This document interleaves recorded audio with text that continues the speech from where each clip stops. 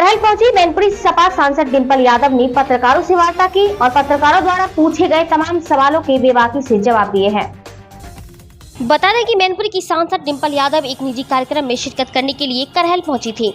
यहां उन्होंने पत्रकारों से वार्ता की और पत्रकारों द्वारा पूछे गए सवाल, योगी आदित्यनाथ द्वारा दिया गया बयान, जिस तरह से कुत्ते की पूंछ कभी सीधी नहीं हो सकती उसी तरह समाजवादी कभी सीधी नहीं हो सकती, पर कहा कि मैंने यह बयान नहीं सुना है, लेकिन सबको यह समझ लेना चाहिए कि उत्तर प्रदेश के मुख्यमंत्री की क्या भाषा शैली है और किस तरह की वह विवादित बयान लगातार देते हैं। और मैं समझती हूँ कि कहीं ना कहीं इस बात की टीस है उनको कि उत्तर प्रदेश में जिस तरह से गठबंधन और समाजवादी पार्टी का जो स्कोप परफॉर्मेंस रहा है, जो सीटें जीत कर आए हैं, तो कहीं ना कहीं इस बात से वह उत्तेजित है। तिरुपति मंदिर में प्रसाद में मछली के तेल और जानवर की चर्बी मिलने के सवाल पर डिंपल ने कहा कि मैं समझती हूँ कि जो घी आ रहा है वह भी इंपोर्ट होकर आ रहा है, बाहर से इंपोर्ट होकर आ रहा था, तो यह जो जांच बहती है जो यह बहुत ही गलत बात है। फूड एडल्ट्रेशन की बात है और कहा कि कहीं फूड एडल्ट्रेशन का जो यह मुद्दा है, अभी यह मथुरा में भी सुनने को मिला है कि वहां पर जो खोया दिया जा रहा है वह सही तरीके का नहीं दिया जा रहा है।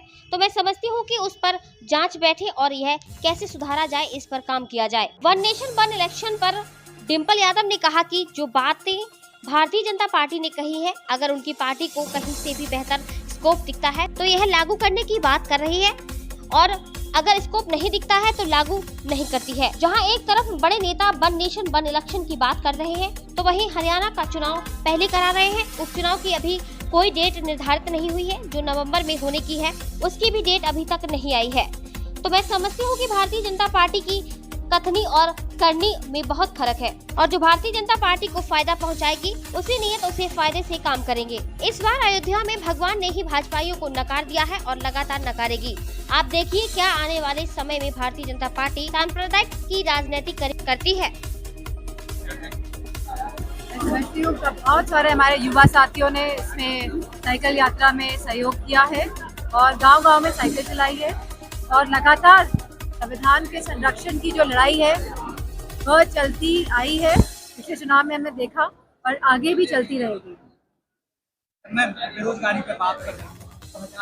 2014 से लेके और 2022 लगभग आवेदन 22 करोड़ का 7,22,000 लोगों को सिर्फ नौकरियां मिली, और लेकिन वहाँ 59,000 करोड़ रुपए की जो कोचिंग इंडस्ट्री बढ़ी है, आने वाले 2028 तक 1.5 लाख के करीब बढ़ जाएगी। क्या कहेंगे बेरोजगारी?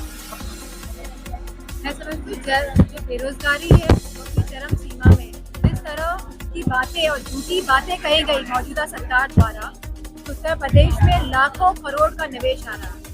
अगर किसी प्रदेश में लाखों करोड़ का निवेश आता है तो वहाँ पे इंडस्ट्रीज लगती हैं, वहाँ पे फैक्ट्रीज लगती है, वहाँ रोजगार के अवसर बढ़ते हैं, वहाँ पे इंफ्रास्ट्रक्चर बेटर होता है। इंफ्रास्ट्रक्चर बेटर होगा तो मैं समझती हूँ अपने आप रोजगार के अवसर होते हैं।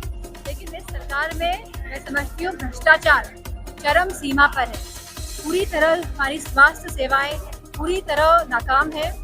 इसी के साथ अगर हम सड़कों का हाल देख लें, सड़कों का हाल क्या है ये हम सब जानते हैं, और ये जनता जान रही है। गांव-गांव तक सारी सड़कें खराब पड़ी हैं, लेकिन ये सरकार अपनी आंखें मूंद कर बैठी है। मैडम, उत्तर प्रदेश के मुख्यमंत्री जी का विवादित बोल सामने आया है। अखिलेश जी के बयान के बाद योगी जी कुत्ते की पूंछ वाले बयान इस बातें कर रहे हैं। मैंने ये बयान नहीं सुना है, और सबको ये समझ लेना चाहिए कि उत्तर प्रदेश के मुख्यमंत्री की क्या भाषा शैली है और वो किस तरह की विवादित बयान लगातार देते हैं।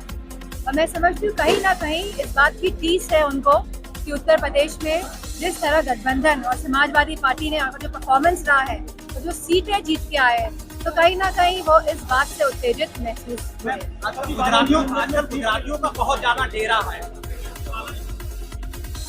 एक लोग बोलिए। मैं समझती हूँ क्योंकि जो घी आ रहा था वो घी इंपोर्ट होके आ रहा था बाहर से। जब बाहर से इंपोर्ट होके आ रहा था तो ये जो जांच बैठी है तो ये बहुत ही गलत बात है। फूड अडल्ट्रेशन की बात है, और कहीं ना कहीं ये फूड अडल्ट्रेशन की जो ये मुद्दा है, अभी हमने सुना है कि ये मथुरा में भी सुनने को मिला है कि वहाँ पे भी जो खोया दिया जा रहा है वो सही तरह का नहीं दिया जा रहा है। तो मैं समझती हूँ इसमें जांच बैठे और जल्द से जल्द ये कैसे सुधारा जाए इस पे काम किया। गुजरातियों का आजकल मैनपुरी में बहुत ज्यादा डेरा है। उनका स्वागत है तो हमारे देश के सब हम सब एक ही हैं, तो उनका मैनपुरी में स्वागत है।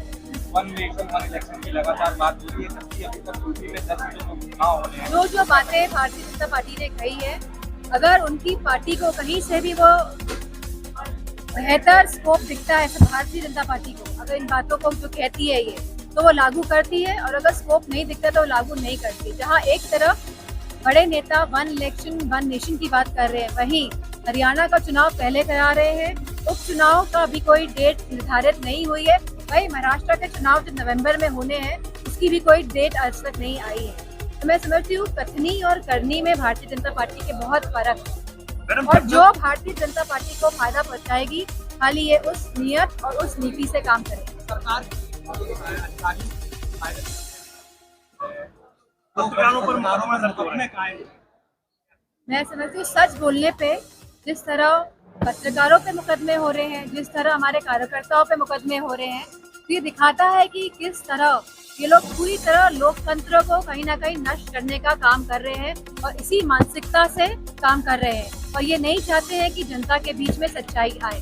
मैडम, जब इलेक्शन आता है तो उसमें भाजपा भगवान को लेकर वोट की राजनीति करती है। इस बार अयोध्या ने भगवान ने ही भाजपाइयों को नकार दिया है, और लगातार नकारेगी, आप देखिएगा आने वाले समय। अभी तक राम का नाम लेते थे, अब जय श्री कृष्णा कहने लगे हैं, मथुरा को लेकर राजनीति कर रहे हैं। मैं समझती हूँ कि भारतीय जनता पार्टी की जो राजनीति है वो सांप्रदायिक राजनीति है, लेकिन समाजवादी पार्टी समुदाय की राजनीति करती है। समाजवादी पार्टी युवाओं की, किसानों की, महिलाओं की राजनीति करती आई है और करती रहेगी। एक कार्यकर्ता है हाँ जी, हाँ जी। सोशल मीडिया पर वायरल हो रहा है, फाइट करने की आरोप ये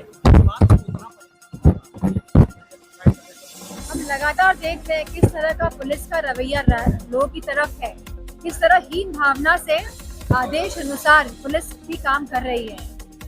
जहाँ पुलिस वालों को देश की सेवा करनी चाहिए, और देश जन जन से बनता है।